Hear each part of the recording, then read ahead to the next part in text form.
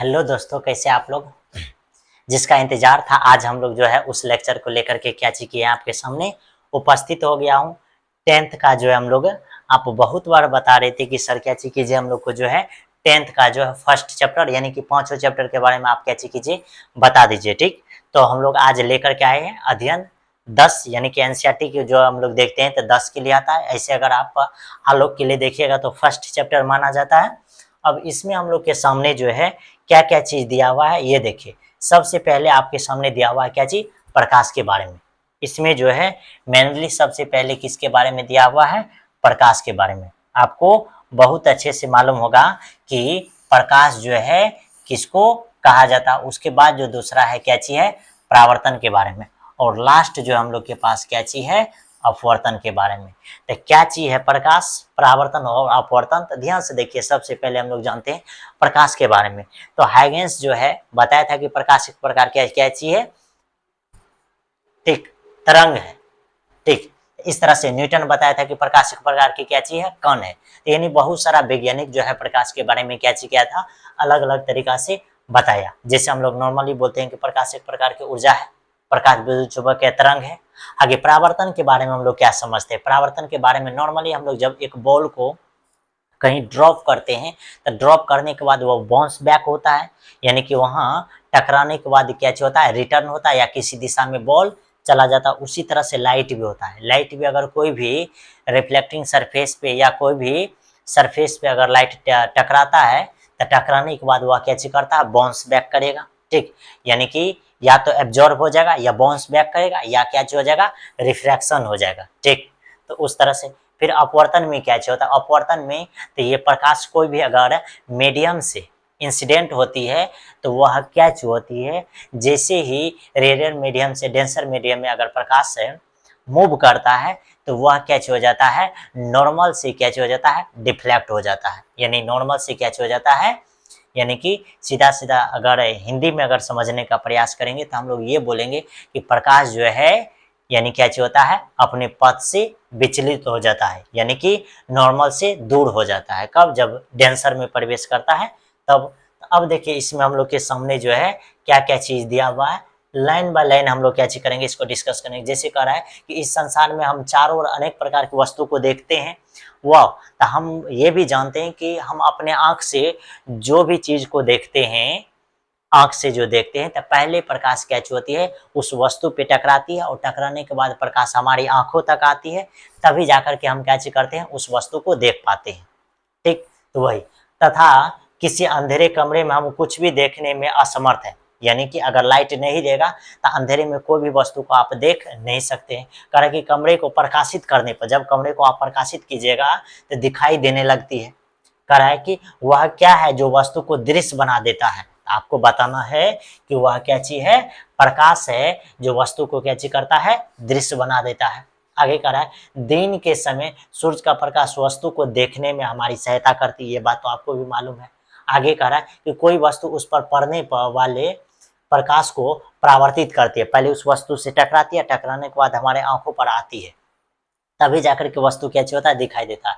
यह परावर्तित प्रकाश जब हमारी आंखों द्वारा ग्रहण किया जाता है तो हमें वस्तु को देखने योग्य बनाता है। किसी पारदर्शी माध्यम के आर पार देख सकते हैं, क्योंकि प्रकाश इसमें से पार यानी ट्रांसमिटेड हो जाता है।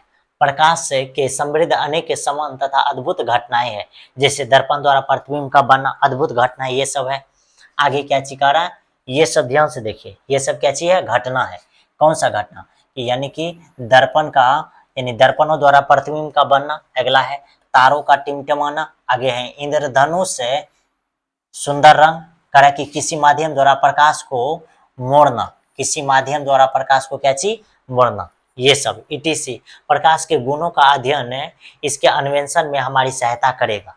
ठीक, आगे अपने चारों ओर कुछ समान प्रकाशिक घटनाओं को देखकर हम यह निष्कर्ष निकाल सकते हैं कि प्रकाश सरल रेखा में क्या चीज करती है, गमन करती है। ये इंपॉर्टेंट पॉइंट है, यानी कि क्या चीज है कि प्रकाश जो है सरल रेखा में क्या चीज करता है, गमन करता हुआ प्रतीत होता है। कहा कि यह तथ्य है कि एक छोटा प्रकाश स्रोत किसी अपारदर्शी वस्तु की तीक्ष्ण छाया बनाता है, यानी कि क्या चीज करता है, छाया बनाता है। प्रकाश के प्रकाश के सरलरेखीय पथ की ओर इंगित करता है, जिसे प्रकाश क्या चीज कहते हैं? किरण। यानी कि अगर आपको किरण का परिभाषा बोलेगा तो आप क्या चीज बताना है कि प्रकाश के गमन पथ की दिशा को हम लोग क्या चीज कहते हैं? किरण कहते हैं। प्रकाश के गमन पथ की दिशा को हम लोग क्या चीज कहते हैं? किरण। अब यहाँ मेनली आगे जो है, आगे आपके सामने क्या चीज दिया है? आगे कह रहा है कि यदि प्रकाश के पथ में क्या चीज? प्रकाश के पथ में रखी अपारदर्शी वस्तु अत्यंत छोटी हो, क्या चीज हो? अत्यंत छोटी हो, तो प्रकाश सरल रेखा में चलने के बजाय इसके किनारे पर मुड़ने की प्रवृत्ति होती है, और इस घटना को क्या चीज कहते हैं? विवर्तन। तो यानी अगर आपको विवर्तन बोलेगा कि विवर्तन किसे बोलते हैं, आप बताए, आपको ये बताना है कि प्रकाश जो है अपने पथ से क्या चीज हो जाती है? विचलित हो जाती है। यानी कि प्रकाश सरल रेखा में गमन करने के बजाय जो है अपने पथ, यानी गमन करने के बजाय इसके किनारे पर मुड़ने की एक प्रवृत्ति होती है। क्या चीज होती है? एक गुण होती है।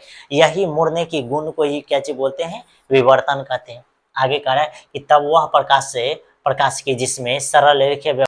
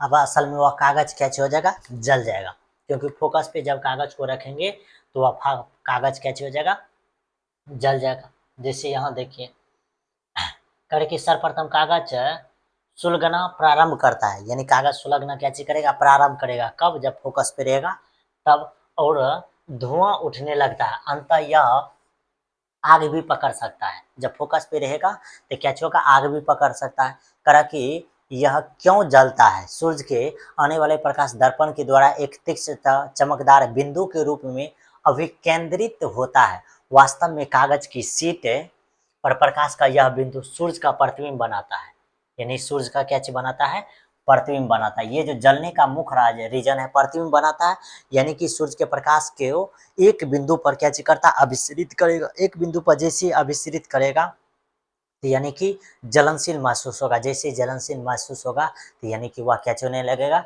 जलने लगेगा, और जलने भी लगेगा, और ये भी चीज का एक्सपेरिमेंट हो जाएगा कि आपका फोकस कहाँ होगा। ठीक, आगे कह रहा है कि यह बिंदु अवतल दर्पण का फोकस है, यानी कि जिस बिंदु पर कागज जलना शुरू कर देता है या जलने लगता है, उसी बिंदु को क्या चीज माना जाता है, उसका फोकस। क्या चीज माना जाता है, फोकस। कह रहा है कि सूर्य के प्रकाश के संकेंद्रण से, क्या चीज, संकेंद्रण से उष्मा उत्पन्न, उष्मा के उष्मा के कारण कागज क्या चीज होता है, जलने लगता है। आगे दर्पण की स्थिति से इस प्रतिबिंब की दूरी दर्पण की क्या चीज कहलाती है, फोकस दूरी कहलाती है, और ये क्या चीज होता है, सन्निकट मान होता है, यानी अप्रोक्स मान होता है।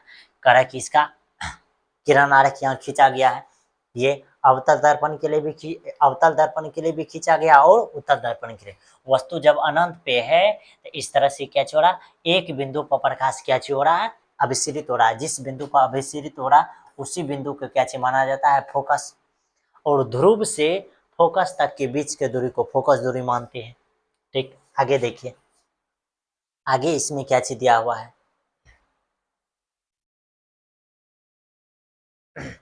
अब आगे जो आपके सामने है, आगे क्या चीज दिया हुआ है, इसको अवतल दर्पण का मुख्य अक्ष के समांतर कुछ किरणें आपतित होती है, आपतित होती है। समांतर किरण क्या चीज होती है, आपतित हो रही है। परावर्तन किरण यानी परावर्तित किरणों का परीक्षण कीजिए, वे सभी दर्पण की मुख्य अक्ष के एक बिंदु पर क्या चीज होती है, मिल रही या प्रतिच्छेदी है, मिल रही या क्या चीज है, प्रतिच्छेदी है। यही प्रत्यक्ष है, यह बिंदु क्या चीज कहलाता है, अवतल दर्पण का मुख्य फोकस कहलाता है। क्या चीज कहलाता है, अवतल दर्पण का मुख्य फोकस कहलाता है। करा इस प्रकार चित्र इतना में दिखाया गया ऊपर में। आगे करा उत्तल दर्पण का मुख्य अक्ष के समांतर, फिर उत्तल दर्पण के मुख्य अक्ष के समांतर आने वाली सभी किरणें परावर्तन या अपवर्तन के बाद, परावर्तन या अपवर्तन के बाद जिस बिंदु पर मिलती है या मिलती हुई प्रतीत होती है, उसी बिंदु को हम लोग कैसे बोलते हैं, उत्तल दर्पण का मुख्य फोकस कहते हैं। करा कि मुख्य फोकस को एफ से क्या किया जाता है, सूचित किया जाता है। करा कि गोलीय दर्पण के ध्रुव तथा मुख्य फोकस के बीच के दूरी को कौन सा दूरी कहते हैं, तो फोकस दूरी कहते हैं। इसको दूरी को डिनोट करते हैं किससे, छोटका एफ से। दूरी को डिनोट करते हैं किससे, छोटका एफ से। तो यहाँ एक चीज ये चीज है कि जब फोकस का बात करेगा तो उसको एफ से, लेकिन जब दूरी का बात करेगा, डिस्टेंस का बात करेगा तो उसको किससे, छोटकू एफ से। बात समझ में है। अब आगे देखिए, आगे क्या चीज है, करे कि दर्पण का परावर्तक पृष्ठ अधिकांश गोलीय दर्पण ही होता है। क्या चीज होता है, गोलीय दर्पण ही होता है, यानी कि गोलीय दर्पण का परावर्तक पृष्ठ अधिकांश क्या चीज होता है, गोलीय ही होता है। अधिकांश क्या चीज होता है, गोलीय ही होता है। अगर करा इस पृष्ठ की एक वृत्ताकार सीमा रेखा होती है, एक वृत्ताकार क्या चीज होती है, सीमा रेखा होती है। गोलीय दर्पण के परावर्तक पृष्ठ इस वृत्ताकार सीमा रेखा का क्या चीज कहलाता है, व्यास कहलाता है।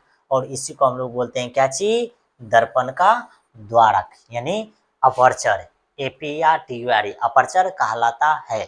यानी कि ये आपके सामने दर्पण है, तो ये जो दूरी है, इसी दूरी का हम लोग क्या चीज बोलते हैं, दर्पण का अपर्चर, या जिसको हम लोग क्या चीज बोल सकते हैं, द्वारक। आगे कह रहा है क्या चीज, हाँ, आगे कह रहा है कि जिसका द्वारक क्या चीज होता है, ये जो है द्वारक क्या चीज होता है, त्रिज्या से बहुत छोटा, द्वारक जो है त्रिज्या से बहुत कैसे होता है, छोटा होता है। द्वारक त्रिज्या से बहुत छोटा होता है, त्रिज्या से बहुत छोटा कैसे होता है, द्वारक। इंपॉर्टेंट ऑब्जेक्टिव, क्या गोलीय दर्पण की वक्रता त्रिज्या r तथा फोकस दूरी f के बीच कोई संबंध है? छोटे द्वारक के गोलीय दर्पण के लिए वक्रता त्रिज्या की फोकस दूरी दुगुनी होती है। वक्रता त्रिज्या की फोकस दूरी कैसे होती है, दुगुनी होती है। आगे करा इस संबंध में f कैसे होगा, r कैसे होगा, 2f के बराबर। किसी गोलीय दर्पण का मुख्य फोकस दूरी उसके वक्रता त्रिज्या, वक्रता अधिक फोकस उसके ध्रुव तथा वक्रता केंद्र को मिलाने वाली रेखा का मध्य बिंदु होता है। मिलाने वाली रेखा का कैसे होता है, मध्य बिंदु होता है। इसी बात को क्या किया गया है, लैंग्वेज में लिखा गया है कि किसी गोलीय दर्पण का मुख्य फोकस उसके ध्रुव तथा वक्रता केंद्र को मिलाने वाली रेखा का बिंदु का कैसे होता है, मध्य होता है, यानी आधा होता है। जहां तक था। अब आगे हम लोग के पास क्या चाहिए, प्रतिबिंब का बनना। आगे जो हम लोग के सामने है प्रतिबिंब का बनना, कारण कि आप समतल दर्पण द्वारा प्रतिबिंब बनने के बारे में अध्ययन कर चुके हैं। आप उसके बनाए हुए प्रतिबिंब की प्रकृति, स्थिति तथा आपेक्षिक साइज के बारे में भी क्या कर चुके हैं, अध्ययन कर चुके हैं। गोलीय दर्पण द्वारा बने प्रतिबिंब कैसा होता है, किसी अवतल दर्पण द्वारा बीम की विभिन्न स्थितियों के लिए बने प्रतिबिंब की स्थिति का निर्धारण हम किस प्रकार कर सकते हैं। आगे प्रतिबिंब वास्तविक है अथवा आभासी है, क्या ये आवर्धित है, छोटे हैं या समान साइज का है, इस क्रियाकलाप करें।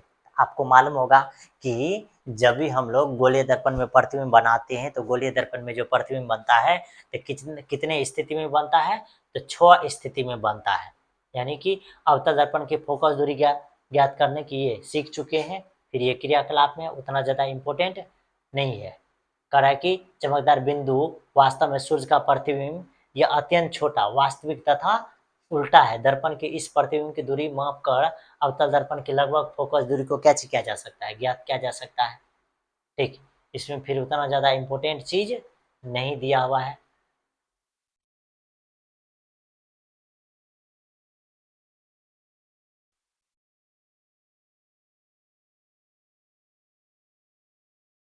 ये फिर इम्पोर्टेंट चीज है कि छोटे द्वारा के गोलीय दर्पण के लिए मुख्य फोकस एफ, ध्रुव पी तथा वक्रता त्रिज्या सी को मिलाने वाले रेखा के मध्य बिंदु पर क्या होता है, स्थित होता है।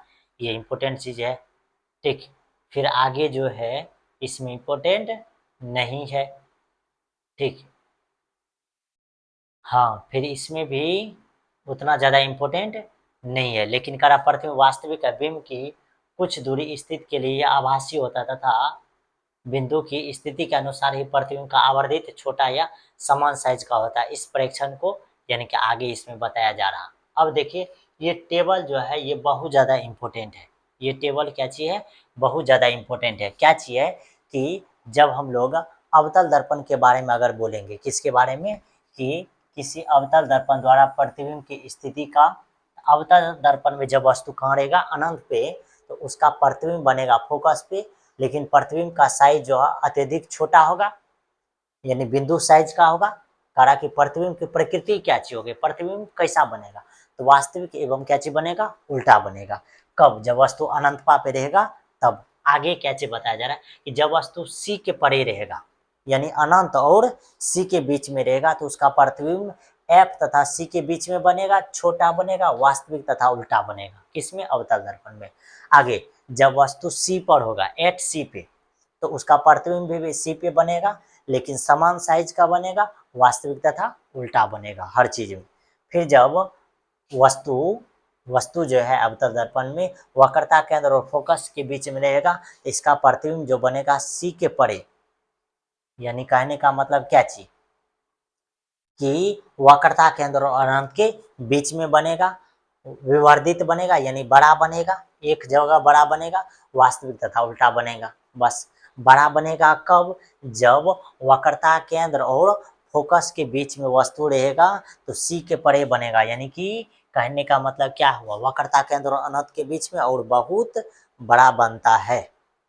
देखो आगे जब वस्तु फोकस पे रहेगा तो उसका प्रतिबिंब अनंत पे रहेगा। ये तो अत्यधिक विवर्धित बनेगा, यानी अत्यधिक बड़ा, सबसे बड़ा बनेगा कब, जब वस्तु फोकस पे रहेगा तब। और कैसा बनेगा, वास्तविक उल्टा, हर बार यही है। अब एक स्थिति है कि जब वस्तु ध्रुव और फोकस के बीच में रहेगा तो इसका प्रतिबिंब दर्पण के पीछे बनेगा और ये विवर्धित बड़ा बनेगा लेकिन आभासी तथा सीधा बनेगा। तो एक स्थिति है जब इसका प्रतिबिंब कैसा बनता है, तो इसका प्रतिबिंब जो बनता है आभासी बनता है। कैसा बनता है, आभासी। और बड़ा जो बनता है, तीन स्थिति है। कितना स्थिति है, तीन स्थिति। बाद में कि ये सब स्थिति एक ही है, वास्तविक उल्टा, वास्तविक उल्टा। लेकिन समान साइज का जो बनेगा तो समान साइज का बनने का एक ही स्थिति है, ये समान साइज का बनने का एक ही स्थिति है। छोटा बनने का एक ही स्थिति है, लेकिन अत्यंत छोटा बनने का जो स्थिति है ये है। बस समझ में, ये टेबल जरूर आपको कैसे रहना चाहिए, याद रहना चाहिए। और ये हम आपको कैसे करेंगे, याद कराने का भी प्रयास करेंगे। ठीक, आगे देखिए ध्यान से। आगे कह रहा है कि किरण आरेखों का उपयोग करके गोलीय दर्पण द्वारा बने प्रतिबिंब। अब इसमें देखिए कुछ कुछ पॉइंट है जो हम लोग को याद करने वाला है। ऐसा तो कोई नहीं है, खाली कह रहा है कि सीमित साइज के, ठीक, कोई उतना ज़्यादा बिंब का प्रत्येक छोटा भाग एक बिंदु की भांति कार्य करता है। ये है, यानी कि वस्तु का क्या चीज, वस्तु का, ये वस्तु का प्रत्येक छोटा भाग एक बिंब की तरह क्या चीज करता है, कार्य करता है। बिंदु में प्रत्येक से अनंत किरण उत्पन्न होती है, यानी कोई भी बिंदु से जो है अनंत किरणें क्या चीज होती है, उत्पन्न होती है। बिंब के प्रतिबिंब का स्थान निर्धारित करने के लिए किरण आरेख बनाते समय किसी बिंदु से निकलने वाली किरण की विशाल संख्या से सूचित कुछ चुना जा सकता है। यानी कि दो किरण रेख को हम लोग क्या करते हैं, चुनते हैं।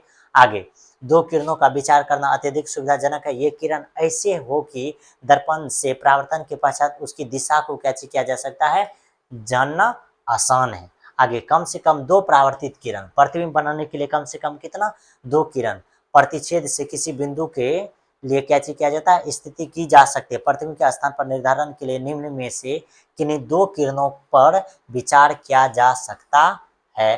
पहला क्या चीज कह रहा है, ये देखिए, पहला जो हम लोग के सामने है, ये क्या चीज कह रहा है कि मुख्य फोकस से गुजरने वाले उत्तल दर्पण के मुख्य फोकस से आपतित, यानी कि पहला है कि दर्पण के मुख्य अक्ष के समांतर प्रकाश किरण परावर्तन के पश्चात अवतल दर्पण के मुख्य फोकस से होकर गुजरती है अथवा उत्तल दर्पण के मुख्य फोकस से आपतित होती है। यानी कि इसका क्या मतलब है कि अवतल दर्पण में भी रहेगा, क्या चीज रहेगा, अवतल दर्पण में भी अगर रहेगा इस तरह से, ये समांतर किरण आएगी तो किससे जाएगी, फोकस से। और सिमिलर है उत्तल दर्पण में भी, उत्तल दर्पण में भी कि ये किरण आएगी समांतर किरण, तो ये पहले नॉर्मल बनाएगी लेकिन किससे जाएगी, ये जो है ये नॉर्मल बनाएगी लेकिन जाएगी किससे, फोकस से। ये किससे जाएगा, फोकस से। तो यानी कि अवतल दर्पण हो या उत्तल दर्पण हो, उसकी जब समांतर प्रकाश से किरण आएगी तो वह परावर्तन के बाद किससे गुजरेगी, मुख्य फोकस से। किससे गुजरेगी, वह मुख्य फोकस से गुजरेगी। दूसरा कार्य है कि अवतल दर्पण के मुख्य फोकस से गुजरने वाली किरण अथवा उत्तल दर्पण के मुख्य फोकस की ओर निर्देशित किरण परावर्तन के पश्चात मुख्य अक्ष की क्या चीज हो जाती है, समांतर। अब दूसरा कॉन्सेप्ट क्या चीज है, दूसरा कॉन्सेप्ट जो है वह क्या चीज बताया जा रहा है। पहला कॉन्सेप्ट ये था कि ये अवतल दर्पण है तो ये मुख्य फोकस से जाएगा। उत्तल दर्पण का सेम रिएक्शन है, ये जो किरण आएगी तो किससे जाएगी, मुख्य फोकस से जाएगी। किससे जाएगी, मुख्य फोकस से। ये पहला पॉइंट था। अब दूसरा पॉइंट क्या चाहिए, ध्यान से देखिए कि अवतल दर्पण है, अगर इसके फोकस से अगर कोई किरण जाएगी, किससे जाएगी, फोकस से, तो ये प्रधान अक्ष के समांतर हो जाएगा। सिमिलर उसी चीज है, यानी कि इसमें फोकस से जाएगी तो ये प्रधान अक्ष के समांतर हो जाएगी। ये दूसरा बात है। अब इसी में जब तीसरा बात जब हम लोग पढ़ेंगे तो क्या चीज हो जाएगा, अवतल दर्पण में, यानी कि जितना कोण बना, यानी कि अवतल दर्पण में, यानी कि वक्रता केंद्र से जाने वाली किरण परावर्तन या अपवर्तन के बाद पुनः उसी दिशा में क्या चीज हो जाती है, यानी कि उसी पथ पर लौट जाती है। यानी कि वक्रता केंद्र से जब जाएगी किरण, ये वक्रता केंद्र से किरण जाएगी तो उसी पथ पे क्या चीज हो जाएगी, रिटर्न हो जाएगी। सेम किस में होगा, उत्तल दर्पण में भी। यानी कि वक्रता केंद्र से आएगी तो उसी दिशा में रिटर्न हो जाएगी। अब चौथा क्या चाहिए, चौथा है कि जितना कोण बना के आपतित होती है उतना ही कोण बना करके परावर्तित। सेम है उत्तल दर्पण में भी, जितना कोण बना के आपतित उतना ही कोण बना करके क्या हो जाएगी, परावर्तित। ये कितना केस है, 4 केस है भाई। बताने के लिए हम मुजवानी भी बता सकते हैं, लेकिन हम क्या चीज कर रहे हैं कि ये आपको पढ़ के समझाने का प्रयास कर रहे हैं बेवकूफ की तरह। अब के वक्रता केंद्र से गुजरने वाली किरण, तीसरा केस जो बताए थे, उसी से क्या हो जाती है, रिटर्न हो जाती है।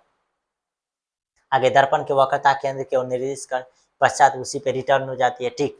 चौथा है कि अवतल दर्पण उत्तर, यानी कि जी जितना कोण बना करके आएगी उतना ही कोण बना करके वह क्या हो जाएगी, परावर्तित हो जाएगी।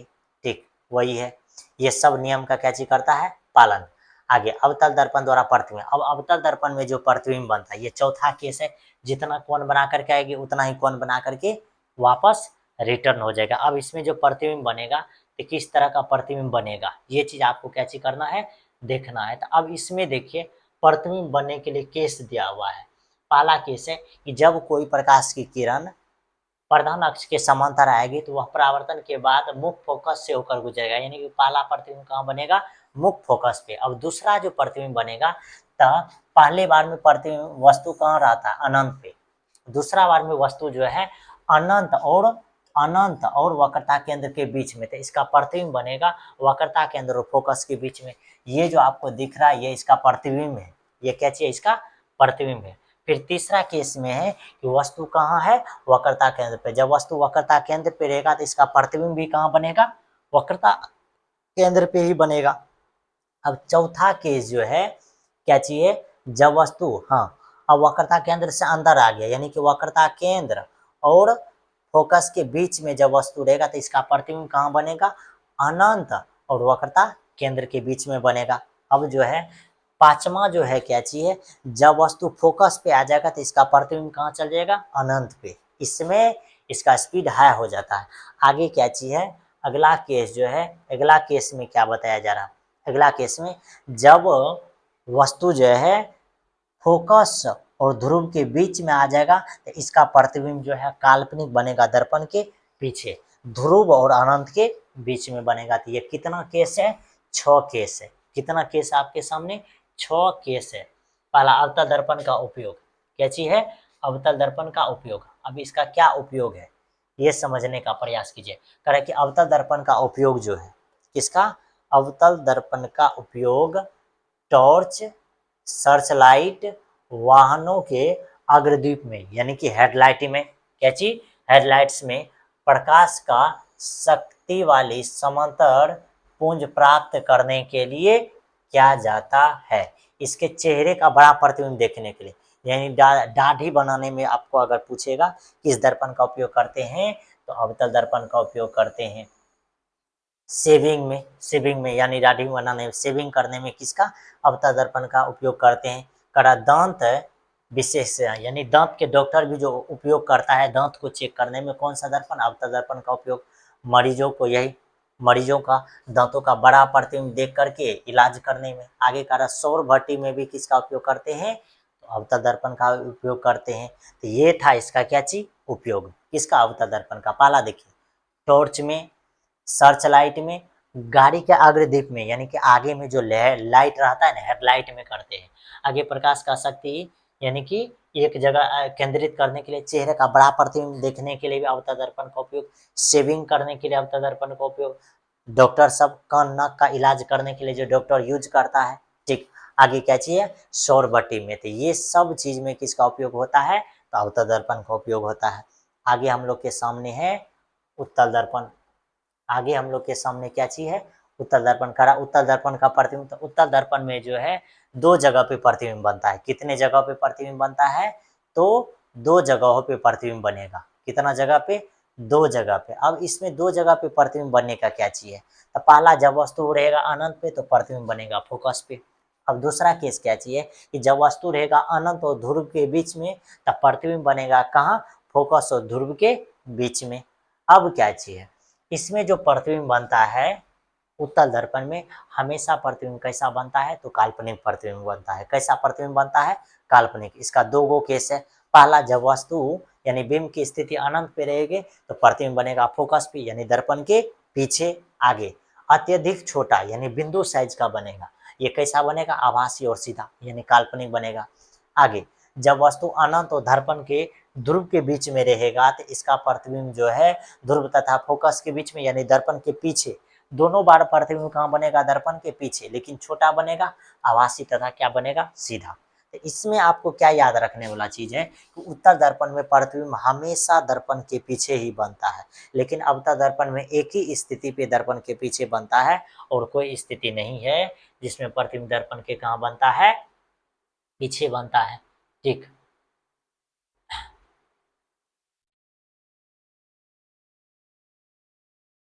हाँ अब आगे देखिए, आगे कि उत्तल दर्पण का जो है, उत्तल दर्पण में किसी ऊंचे भवन पर या पूर्ण लंबाई का प्रतिबिंब देख सकते हैं उत्तल दर्पण से। पर अगर आगरा किला की एक दीवार में ऐसा ही एक दर्पण है ताजमहल की ओर लगा हुआ है, आगरा में लगा हुआ, यदि आप किसी आगरा किला देखने जाए तो दीवार में लगे दर्पण के ताजमहल के पूरे प्रतिबिंब को देखने का प्रयास करें।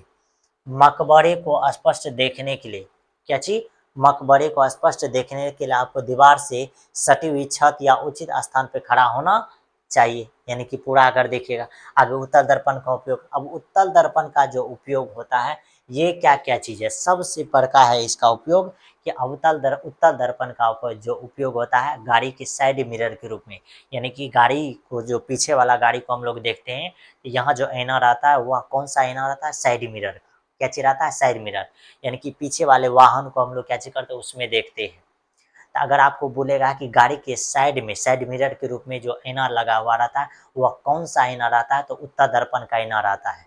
ठीक, उसमें अवतल दर्पण का नहीं रहता, उत्तल दर्पण का रहता है, क्योंकि उत्तल दर्पण में सीधा प्रतिबिंब रहता है। अवतल दर्पण का अगर आईना देगा तो आपको गाड़ी पीछे से उल्टा आता हुआ दिखाई देगा, आपका माथा चकराएगा, आपको लगेगा बस आपको जाने का आगे चल जाएगा पीछे, यानी कि कहीं धक्का मार दीजिएगा आप भी, तो यानी कि इसीलिए उसमें ओनली वन उत्तल दर्पण का रहता है। तो यही चीज लिखा है कि उत्तल दर्पण का उपयोग सामान्यतः वाहनों के पार्श्व दृश्य दर्पणों के रूप में किया जाता है। आगे दर्पण वाहन के साइड में लगे रहते हैं, कहाँ, साइड में, और इसका ड्राइवर अपने पीछे आने वाले वाहन को क्या कर सकता है, देख सकता है, आगे कर रहा है, जिससे वह सुरक्षित रूप से वाहन क्या कर सके, चला सके। आगे उत्तल दर्पण को इसीलिए प्राथमिकता देते हैं क्योंकि ये सदैव कैसा प्रतिबिंब बनाता है, सीधा बनाता है, इसीलिए प्राथमिकता देता है, और छोटा इमेज बनाता है, इसका दृष्टि क्षेत्र बहुत अधिक होता है। हाँ, आपको ये पूछ सकता है कि इसका दृष्टि क्षेत्र क्या चीज हो सकता है, तो बहुत अधिक, क्योंकि ये बाहर की ओर वक्रित होते हैं। ये किधर वक्रित होते हैं, तो बाहर की ओर वक्रित होते हैं। समतल दर्पण की तुलना में उत्तल दर्पण ड्राइवर को अपने पीछे बहुत बड़े क्षेत्र देखने में क्या होते हैं, समर्थ होते हैं। तो यानी गाड़ी में जो है उत्तल दर्पण लगा हुआ रहता है, समतल दर्पण नहीं रहता है, ना ही अवतल दर्पण। ये बात को आपको क्या चीज करना है, ध्यान देना है। ठीक, अब क्वेश्चन आ गया कि अवतल दर्पण के मुख्य फोकस की परिभाषा दीजिए। अवतल दर्पण की मुख्य फोकस क्या चीज हो जाएगी, तो बोलेंगे कि अवतल दर्पण के प्रधान अक्ष के समांतर आने वाले प्रकाश की किरण परावर्तन या अपवर्तन के बाद मुख्य अक्ष के या प्रधान अक्ष के जिस बिंदु पर मिलती है या मिलती हुई प्रतीत होती है उसी बिंदु को अवतल दर्पण का मुख्य फोकस कहते हैं। आगे कह रहा है कि एक गोलीय दर्पण की वक्रता 20 है, तो इसकी फोकस दूरी क्या होगी, इसकी फोकस दूरी जो हो जाएगी, तो हम लोग जानते हैं कि आर बराबर होता है, आर बराबर क्या चाहिए होता है, आर बराबर होता है 2f। जब f बराबर निकालिएगा तो यह r/2 हो जाएगा, और आपको वक्रता त्रिज्या दिया है 20, तो यानी 20 में 2 से भाग दीजिएगा तो आंसर कितना आ जाएगा, 10 सेंटीमीटर। क्या चीज 10 सेंटीमीटर हो जाएगा फोकस दूरी। आगे कह रहा है क्या चीज कि उस दर्पण का नाम बताया जो बिंब का सीधा, बिंब का क्या चीज, सीधा तथा आवर्धित प्रतिबिंब बनाता है। इसका आंसर हो जाएगा कौन सा दर्पण, उत्तल दर्पण। क्या चीज हो जाएगा, उत्तल दर्पण हो जाएगा। आगे करा, हम वाहनों में उत्तल दर्पण के पास दृश्य दर्पण के रूप में वरीयता क्यों करते हैं, इसीलिए वरीयता करते हैं कि ये प्रतिबिंब जो है हमेशा प्रतिबिंब सीधा बनाता है। क्या चीज बनाता है, सीधा बनाता है और हम कोई भी हम जो है यानी कि सीधा भी बनाता है और पीछे में आने वाले वाहन को हम लोग कैसे कर सकते हैं, देखने में हम लोग को सहायता मिलता है कि वाहन जो है किस दिशा से आ रही है और वाहन जो है कितना दूर पे है और बड़ा प्रतिबिंब भी बना था, इसीलिए हम लोग कैसे करते हैं, इसका वरीयता देते हैं। ठीक, तो ये था 3 गो कि 4 गो क्वेश्चन, क्या गो क्वेश्चन है, 4 गो क्वेश्चन। अब आगे हम लोग के सामने क्या चीज, उत्तर दर्पण द्वारा बने प्रतिबिंब के चिन्ह परिपाटी। अब चिन्ह परिपाटी हम लोग क्या चीज बोलेंगे, अब चिन्ह परिपाटी में हम लोग जो है क्या जानने का प्रयास करेंगे, ये देखिए। तो चिन्ह परिपाटी में क्या चीज हो जाएगा, ये एक प्रकार का अक्ष होगा, ठीक है, इसको एक्स अक्ष बोलते हैं, इसको एक्स डैश, और ये असल में वाई होता है और ये क्या चीज होता है, वाई डैश। अब चिन्ह परिपाटी में क्या चीज होती है, तो चिन्ह परिपाटी में जो है कौन सा बात को ध्यान में रखना, ये कि इधर से रे अगर जा रही है तो यानी आपतित प्रकाश की दिशा में मापी गई दूरी हमेशा क्या चीज होती है, धनात्मक, और विपरीत दिशा में मापी गई दूरी क्या चीज होती है, ऋणात्मक। अगर इस दिशा से अगर रे अगर इधर जा रहा है तब जो दूरी मापिएगा तो वह क्या चीज हो जाएगा, ऋणात्मक। इधर जाने वाली मापिएगा तो ये क्या चीज हो जाएगी, धनात्मक। तो पहला चीज, अब ये भी, अब क्या चाहिए, प्रधान अक्ष के ऊपर मापी गई दूरी सभी धनात्मक, लेकिन नीचे मापी गई दूरी क्या चीज होती है, ऋणात्मक। इतना ही बात आपको क्या चीज करना है, ध्यान में रखना है। ऊपर जो जाएगा ये क्या चीज हो जाएगा, ऊपर वाला सब पॉजिटिव, लेकिन नीचे वाला सब क्या चीज हो जाएगा, नेगेटिव।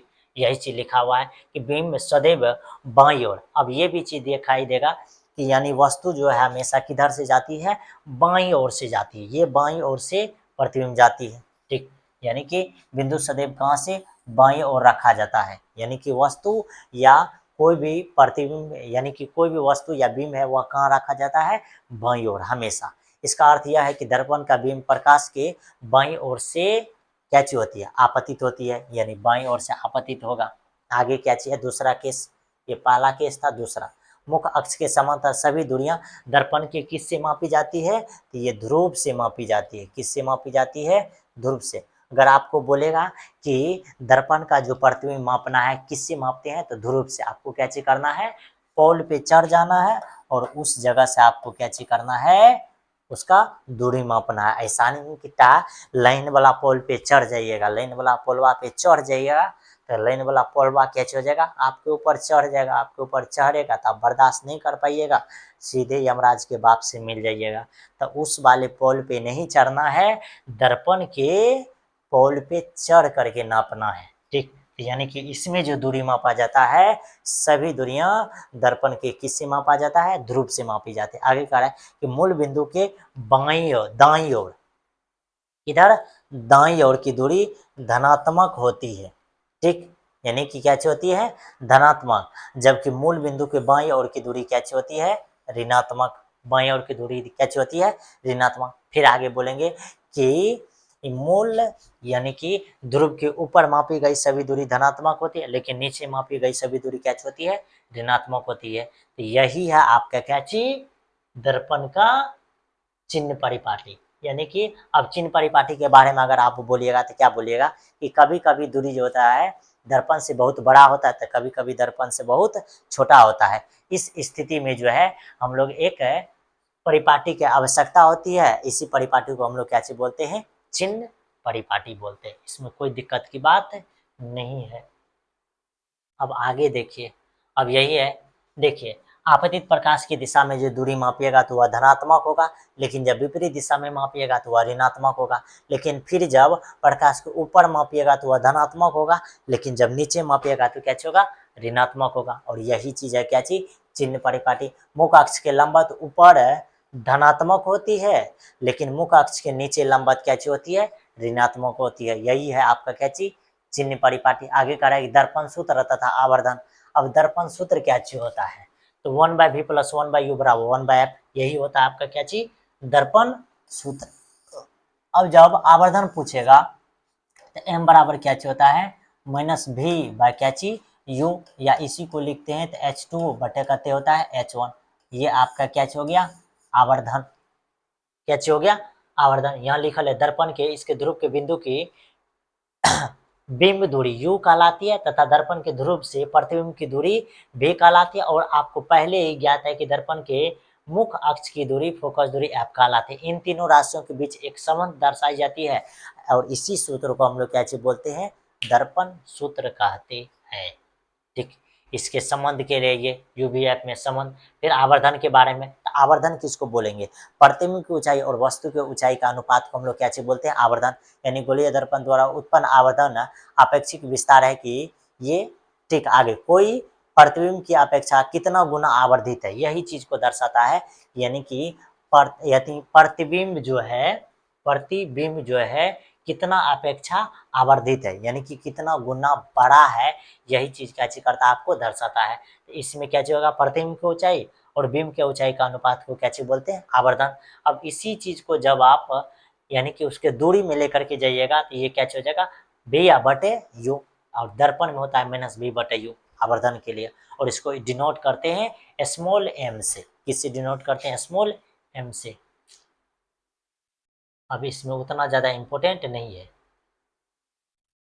अब आपके सामने एक क्वेश्चन दिया हुआ है, क्या चीज क्वेश्चन है, करे कि किसी ऑटोमोबाइल में पीछे का दृश्य देखने के लिए उपयोग होने वाला उत्तल दर्पण की वक्रता त्रिज्या, उत्तल दर्पण की वक्रता त्रिज्या आपको दिया हुआ है कते, आर, यानी कि आर दिया हुआ है कते, 3.00 मीटर। कोई दिक्कत, करे यदि एक बस इस दर्पण से इतना मीटर की दूरी पे है, यानी कि यदि एक बस दर्पण से इतना दूरी पे है, यानी यू दिया हुआ है, यह जगह माइनस इतना मीटर, तो कह रहा है कि स्थिति प्रतिबिंब की स्थिति, प्रकृति और क्या चीज बताने के लिए, साइजवा बताने के लिए आपको पूछा जा रहा है। अब इसका कैसे साइज बताएंगे, ध्यान से देखिए। तो 1/v माइनस 1 प्लस 1/u बराबर 1 कितने होता है, f। अब यहाँ से हम आपको बताते हैं कि हमको क्या क्या चीज दिया है, r दिया है। तो जब हम लोग यहाँ से f निकालने का कोशिश करेंगे तो f बराबर क्या चीज हो जाएगा, r/2, यानी कहने का मतलब 3/2 हो जाएगा। यानी कि इसका फोकस दूरी क्या हो जाएगा, 3/2। अब देखिए, अब हमको निकालना है स्थिति, प्रकृति और साइज, यानी कि उसका प्रतिबिंब का दूरी। तो देखिए हमको 1/v निकालना था, लेकिन 1/u दिया हुआ है कते, तो -5 हो जाएगा। फिर बराबर 1/f का मान, अगर इसको पलटी मारिएगा 1/f कीजिएगा तो ये भी हो जाएगा 2/3, तो यानी यहाँ हो जाएगा 2/3, और ये माइनस में उधर जाएगा तो 1 बाय प्लस में हो जाएगा 2/3 और प्लस 1 कितने हो जाएगा 5। अब जब इसको हल कीजिएगा तो क्या हो जाएगा मालूम है, ये हो जाएगा 15, अब 5 दूनी 10, फिर इससे काटिएगा तो 3, 5×15 ऊपर में 3, ये हो जाएगा 13/15। और फाइनली यहाँ से भी जब निकलेगा तो ये हो जाएगा 15/13, यानी कि ये हो गया प्रतिबिंब का दूरी, यानी इसका स्थिति हो जाएगा इतना दूर पे। अब इसका प्रकृति क्या चाहिए, तो उत्तल दर्पण में जो प्रतिबिंब बनता है, उत्तल दर्पण में जो प्रतिबिंब बनता है वह हमेशा काल्पनिक बनता है। क्या चीज बनता है, काल्पनिक बनता है। अब आगे पूछ रहा है इसका साइज क्या चाहिए होगा, इसका साइज क्या चाहिए होगा, तो साइज के लिए ध्यान से देखिए, साइज कैसे निकालेंगे, साइज मतलब H2, क्या चाहिए होगा, H2। तो अब देखिए, तो हम जानते हैं m बराबर होता है -v/u, और इसी में होता है H2 बटे कते H1। अब देखिए माइनस v का मान कते निकाले हैं, ये हो जाएगा 15 बटवा में कते 13। अब नीचे में है u का मान, u का मान कते है -5, तो ये हो जाएगा -5, ठीक। फिर इधर H2 बटे कते हो जाएगा H1, यानी कहने का क्या मतलब है, सीधा समझिए कि माइनस माइनस खत्म, 5 दिया 15, तो यानी कि H2 का जो मान हो जाएगा कते हो जाएगा 3 हो जाएगा, यही चीज। अब यहाँ देखिए,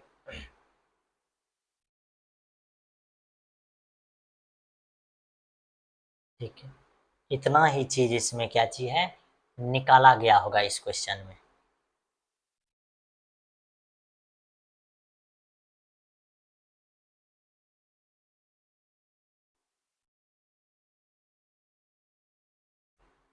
तो ध्यान से देखिए इस क्वेश्चन में जो है हम लोग क्या क्या चीज़ जो है निकाल सकते हैं। भी दिया है ये 15 बटे कते है 13 है।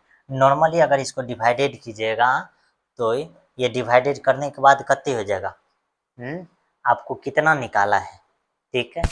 ये जो है ये, हाँ, नॉर्मली अगर आप निकालना चाहिएगा तो 1 पॉइंट कितने हो जाएगा 20, फिर 1 हो जाएगा, ठीक। तो फिर 7 0 17 13 फिर 5, यानी इतना मीटर हो जाएगा। ये इसका भी निकल गया, ये भी यहाँ निकला हुआ है इतना मीटर। फिर आगे आपको क्या चीज निकालना है, H2। अब जैसे ही H2 निकालिएगा तो H2 निकालने के लिए क्या चीज हो जाएगा, यानी कि -v/u, -v/u। अब देखिए हम निकाल देते हैं एक बार फिर से हम लोग क्या चीज कर सकते हैं, इसको निकाल सकते हैं, ठीक। एक बार हम लोग फिर से इसको क्या चीज कर सकते हैं, निकाल सकते हैं। नॉर्मली अगर आपको बोले तो ये क्या हो जाएगा, m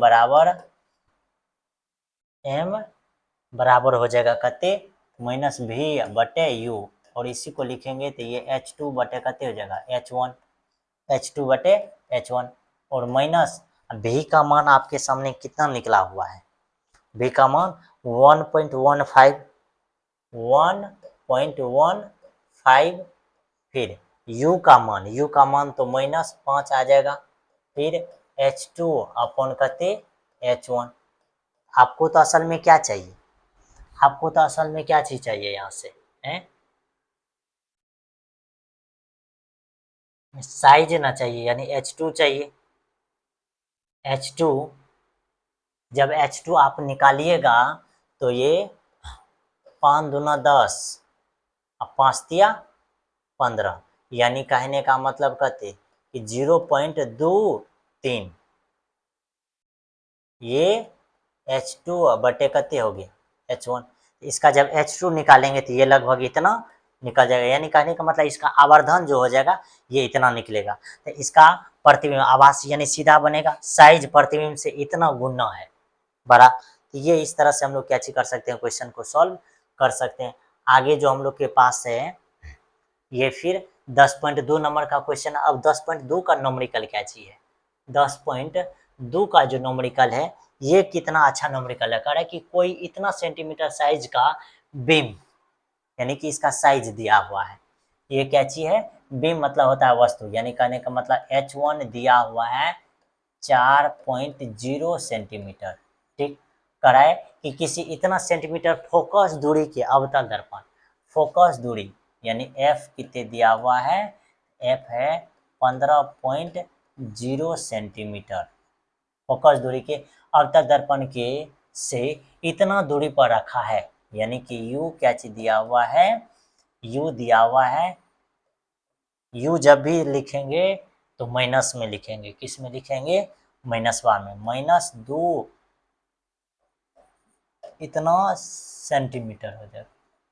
तो कह रहा है कि दर्पण से कितने दूरी पर पर्दे को रखा जाए कि स्पष्ट प्रतिबिंब प्राप्त हो, प्रतिबिंब की प्रकृति और साइज को ज्ञात कीजिए। कैसे ज्ञात कीजिए, साइज। ध्यान से देखिए हम लोग इस क्वेश्चन को जब डील करेंगे तो किस तरीका से डील करेंगे, बस सबसे पहले 1/v 1/v+1/u बराबर कहते हैं 1/f। अब क्या क्या चीज दिया हुआ है, हमको तो v निकालना है, तो u को उधर लेकर के जाएंगे तो 1/v, ये हो जाएगा 1/f -1 कहते u। अब ध्यान से देखिए, अब यही f का मान कहते, तो हाँ, अब जब अवतल दर्पण का f का मान अगर निकालिएगा तो ये माइनस में होता है, तो हो जाएगा 1/-15, फिर -1/u का मान -25, ठीक, -25। तो असल में ये 1/v बराबर हो जाएगा -1/15, लेकिन ये प्लस में हो जाएगा कति 1/25। अब जब इसका एलसीएम निकालेंगे तो ये कति हो जाएगा, ये 75 हो जाएगा।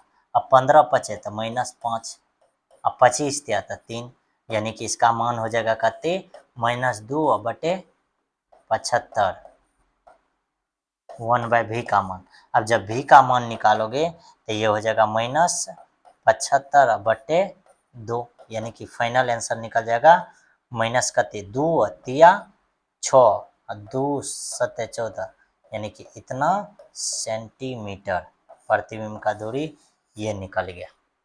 बी क्या हो गया, इतना निकल गया।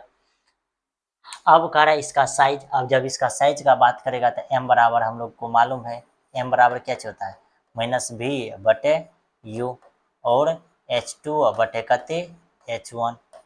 तो बस साइज निकाल लीजिए। अब जब साइज निकालिएगा तो -v यानी कि सीधा सीधा ये प्लस हो जाएगा, यानी 37.5। u का मान कते, u का मान -25। और जब इसको तोड़ फाड़ कीजिएगा, इसका तोड़ फाड़ आंसर कते आ जाएगा मालूम है, 5 से काटिएगा तो 25, 25, 5 से 5 सत्ते 35, 25, 25, यानी नीचे में 50।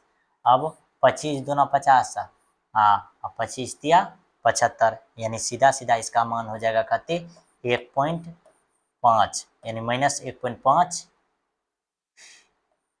सेंटीमीटर। ये हो जाएगा -1.5 सेंटीमीटर। इतना ही इसमें भी क्या है, निकाला है फाइनल। तो देखिए, यानी कि ये इतना ही निकाला है। और फाइनली हम लोग के पास जो है H2 निकाला है। क्या चीज निकाला है, अच्छा साइज। जैसे ही H2 निकालेगा, H1 का भी मान दिया हुआ है। थोड़ा सा यहाँ केयर करके चलिए, ठीक। यहाँ जब केयर करके चलिएगा तो क्या हो जाएगा, v का मान आपके सामने कते हो जाएगा, v का मान सीधा सीधा समझिए तो -75 v का मान, और यहाँ तो ये प्लस में हो जाएगा, यानी इतना बटे 2। अब u का मान कितना दिया हुआ है -25, तो इसमें गुना हो जाएगा -25 से, ठीक। फिर बराबर में H2, अब बटे कते हो जाएगा H1, H1 का मान ऊपर में दिया हुआ है 4। और जब इतना चीज दिया हुआ है, इसको जब कटम कट्टू करेंगे तो 25 तिया 75, और 2 से इसको काटेंगे तो अब ये कोना कोनी H2 बराबर हो जाएगा कते 3 दूना 6 सेंटीमीटर, वो भी किस में, माइनस में। ये तो ये इस तरह से न्यूमेरिकल भी आपको क्या करना है, बना लेना है। अब आपके सामने क्या चाहिए, फिर आपके सामने एक न्यूमेरिकल दिया हुआ है। क्या है न्यूमेरिकल, कह रहा है कि उत्तल दर्पण की फोकस दूरी ज्ञात कीजिए जिसकी वक्रता त्रिज्या कहते हैं 32 सेंटीमीटर। इसका डायरेक्ट जो है एफ जो निकल जाएगा, ये आर बाय कते हो जाएगा 2, यानी कहने का मतलब 16 सेंटीमीटर। कितने निकल जाएगा, 16 सेंटीमीटर। कह रहे कि कोई अवतल दर्पण अपने सामने इतना सेंटीमीटर की दूरी पर बिंब का तिगुना आवर्धित प्रतिबिंब बनाता है, तो प्रतिबिंब कितने दूरी पर बनेगा। अब इस क्वेश्चन को बनाने के लिए फिर हम लोग क्या चीज कर सकते हैं, तो ध्यान से देखिए। इस क्वेश्चन को बनाने के लिए थोड़ा तो हम लोग को क्या चीज चाहिए, जगह। ये इस तरह से हो गया। अब देखिए, इसको जब बनाइएगा तो कह रहा है कि इसमें u दिया हुआ है, क्या चीज दिया हुआ है कि इतना दूरी पर रखा हुआ है, यानी कि u दिया हुआ है -10 सेंटीमीटर। m दिया हुआ है, इसको बोलेंगे प्लस माइनस कते है 3 गुना, यानी 3। प्लस भी लेंगे और माइनस भी। प्लस वाले लेते हैं तो कब काल्पनिक प्रतिबिंब, माइनस वाले लेते हैं तो कब वास्तविक प्रतिबिंब। बहुत अच्छा से याद रखना है, ठीक। अब इसको बनाइए, m बराबर लिखना है फर्स्ट केस फर्स्ट। अब केस फर्स्ट में क्या चीज करना है, तो m बराबर लिखना है 3, यानी कि -b बटे क्या चीज हो जाएगा u। अब जब आपको v का मान निकालना है तो ये हो जाएगा -3u, ये मान निकल गया। अब यहाँ से निकालिए। अब जब यहाँ से निकालिएगा तो क्या निकालिएगा, बोलिए क्या चीज निकालिएगा, तो 1/v प्लस 1/u बराबर 1/कते f। आपको कह रहा है कि प्रतिबिंब से कितने दूरी पर है, प्रतिबिंब दर्पण से कितना दूरी पर है। कोई अवतल दर्पण अपने सामने इतना सेंटीमीटर के दूरी पर रखे किसी बिंब का, आवर्धित बड़ा प्रतिबिंब बनाता है, तो प्रतिबिंब दर्पण से कितने दूरी पर है, यानी आपको क्या चीज निकालना है, तो भी निकालना है। क्या चीज निकालना है, भी निकालना है। कोई अवतल दर्पण अपने सामने इतना सेंटीमीटर की दूरी पर रखा हुआ है, ठीक।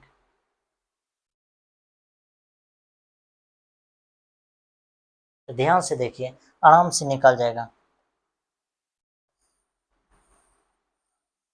आराम से क्या हो जाएगा, यहाँ से निकल जाएगा भाई।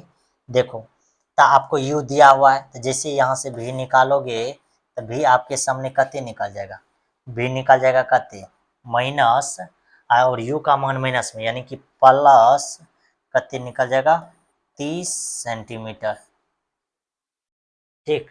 फिर आप दूसरा केस में निकालोगे, केस 2 में, केस 2 में m बराबर हो जाएगा -3 और इसका मान होता है -b/u, माइनस माइनस खत्म, v बराबर कते 3u, यानी v का मान कते -3 सेंटीमीटर, यानी कि एक बार प्लसवा में निकलेगा और एक बार माइनसवा में निकलेगा, ठीक। एक बार प्लस में और एक बार माइनस में निकलेगा, इसमें कोई दिक्कत की बात नहीं है। तो इस तरह से आपको क्या चीज करना है, फर्स्ट नंबर क्वेश्चन भी बना लेना है और सेकेंड नंबर क्वेश्चन भी क्या चीज कर लेना है, बना ही लेना है।